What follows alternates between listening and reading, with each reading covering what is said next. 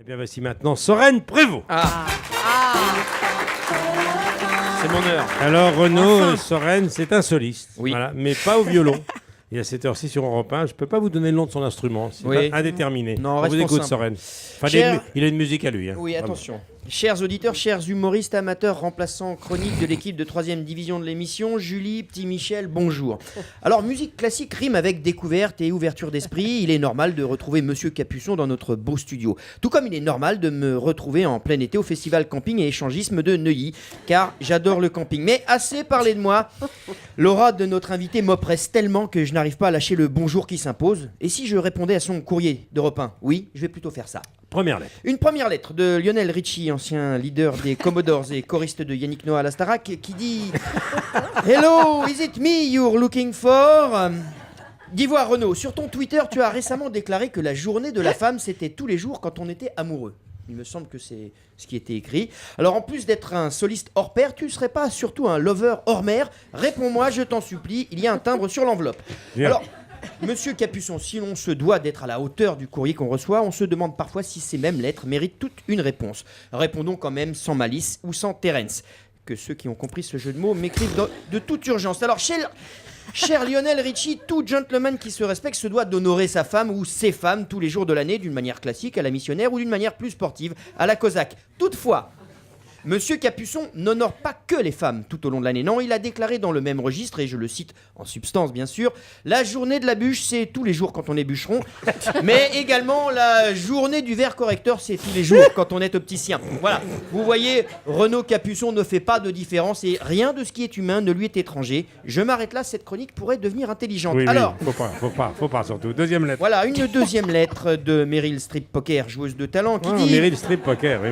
Je vous assure, ces lettres arrivent directement Bien dans sûr. mon casier. Hello boy, tu as créé un nouveau festival de musique classique à Aix-en-Provence sans négliger ta carrière internationale pour autant. Tu as quasiment un agent dans chaque pays, en Grande-Bretagne, en Espagne, en Allemagne, au Japon, aux USA, etc., etc.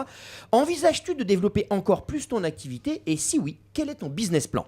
Je t'embrasse sur le violon. Alors, Ça, c'est une question judicieuse. ça. tout à fait, je vais y répondre. Voilà une réponse qui n'attendait que cette question. Ne croyons pas que musique classique rime avec altruisme et ascétisme, non, du tout. Cher Meryl Streep, Renaud Capuçon est fort occupé, il est vrai, mais l'expansion de son activité n'a pas de limite. S'il ne peut se démultiplier, il envoie ses meilleurs gars sur le terrain et a déjà demandé à un collègue violoniste de talent, André Rieu, d'organiser... Arrêtez, je vous en supplie. Non, c'est vrai, c'est...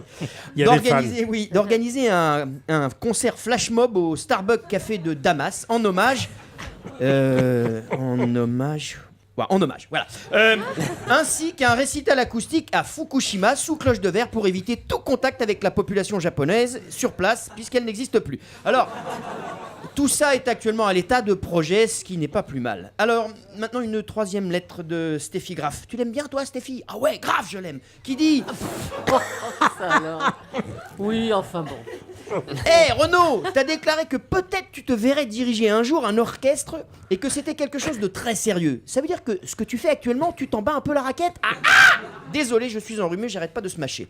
Alors, si vous me permettez, monsieur Capuçon, je vais relayer votre parole le plus simplement possible. Cher Steffi Graff, diriger un orchestre est en effet un souhait cher à Renaud Capuçon. Je ne me trompe pas, ça fait partie des envies qu'on peut avoir. Mais c'est pas le seul. Il a aussi l'intention d'assurer à la baguette la direction simultanée d'un orchestre symphonique et d'un camion bétonnière en marche arrière comme ceci. Voilà. Ouais, Jojo, braque, ouais, allez gros les cordes, ouais, ok, allez gros, voilà, attention Jojo, les cuivres. Oh merde, les cuivres. Vous voyez, même pour diriger un orchestre, il faut toujours avoir un œil sur la baguette et un œil dans les rétros. Voilà, j'ai répondu à l'essentiel, mais il ne me reste plus qu'à partir pour éplucher le superflu. Et avant de partir, je ne vais pas dire au revoir à monsieur Capuçon, je vais plutôt lui dire bonjour Renaud, bien ou bien. C'était la petite musique de Soren Prévost. Merci pour elle. À revoir sur europe1.fr.